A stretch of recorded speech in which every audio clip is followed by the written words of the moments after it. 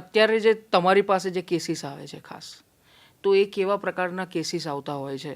અત્યારે current trends કેવા કેવા હોય છે અને તમે કઈ રીતે એને સોલ્વ કરો છો?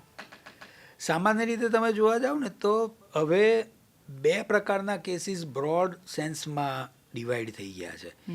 એક કેસીસ એવા છે કે જેને બાયોલોજિકલ ઇશ્યુઝ છે. બરાબર. દાખલા તરીકે સ્કિઝોફ્રેનિયા છે, બાયપોલર મૂડ ડિસઓર્ડર છે, ડિપ્રેશન છે. આ બધા બાયોલોજિકલ બેસિસ છે આ બધી બીમારીઓના.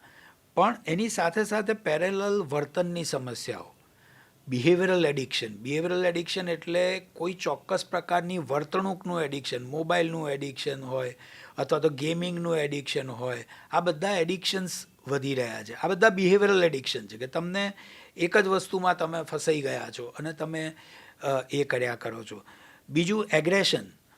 અત્યારે નાના બાળકોથી શરૂ કરીને યુવાનોમાં ઉશ્કેરાટનું પ્રમાણ બહુ જ વધી ગયું છે. એગ્રેસિવ બિહેવિયર, ઘરમાં એગ્રેશન, બહાર એગ્રેશન, મારામારી, ઝઘડા, આ બધું વર્તણૂકની સમસ્યાની અંદર ધીમે ધીમે વધી રહ્યું છે. વ્યસનની સમસ્યા વધી રહી છે. નાના નાના બાળકો વ્યસનો કરવા માંડ્યા છે.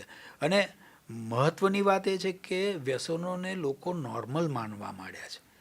આજે અમેરિકા કે કેનેડા કે એમાં અમુક જગ્યાએ કેનાબિસને લીગલ કરવામાં આવ્યું. ગાંજો, ચરસ, ભાંગ, આ બધું લીગલાઇઝ છે.